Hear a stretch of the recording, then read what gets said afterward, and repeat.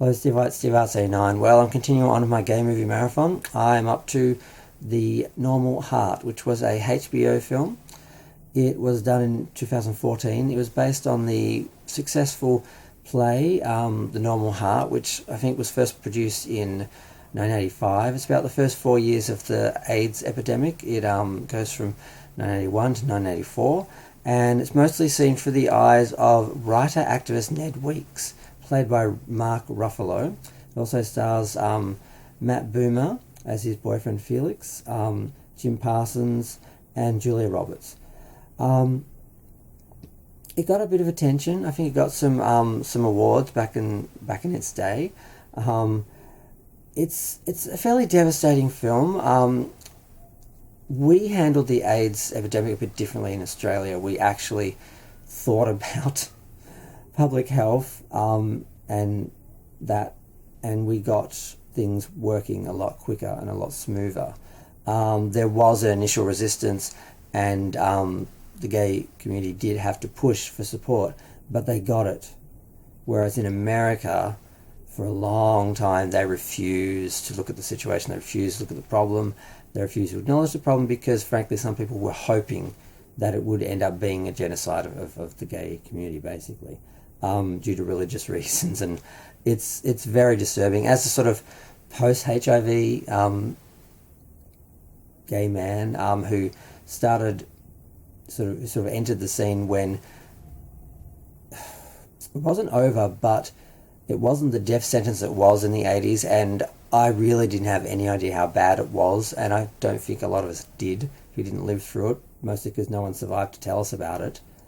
And it was really bad in America. I mean, they just refused to acknowledge it, they refused to treat them, and they were just treated like lepers, and they wouldn't even bury the bodies, they wouldn't even do autopsies, they wouldn't even, or the funeral parlours didn't want to handle the bodies. A lot of gay men were just literally shoved into trash bags and handed over to families to deal with privately. And it's just, there are some fairly horrific scenes depicted in the film, and that was, what was happening at the time, and it's disturbing to think of, but that's what was happening.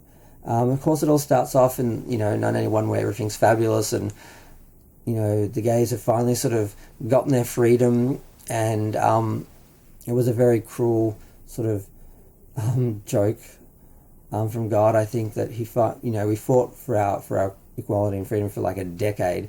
In the 70s, we sort of got it. We had a few years to party, and then along came AIDS to end that party pretty hardly and kill a whole generation of gay people, basically.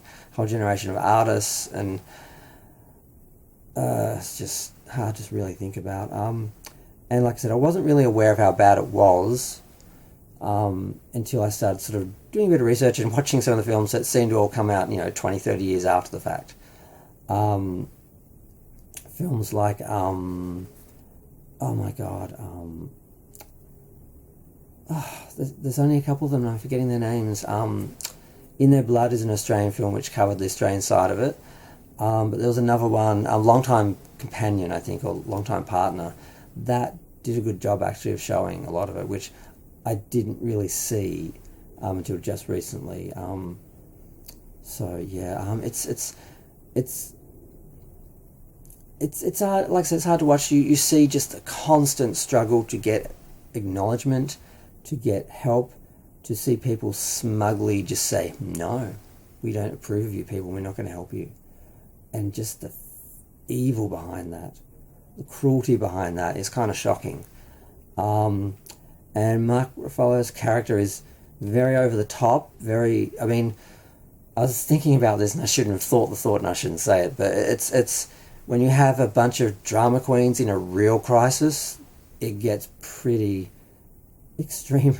And there's some scenes in this film that are really, really over the top and extreme, but that's what happens when you push people through a crisis and treat them with such cruelty.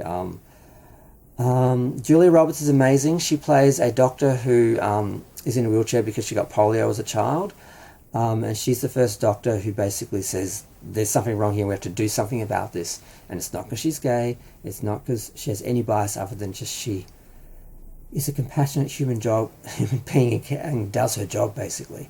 And her portrayal is amazing. Jim Parsons is good. He just plays one of the guys who comes in and works on the gay men's health group. That all these groups had to be set up to help the community because the government wasn't doing it. And the lesbians didn't get a lot of credit, enough credit, because they came in and kind of did a lot of management and took care of a lot of the gays because they weren't dying of it like we were. So it's a great film.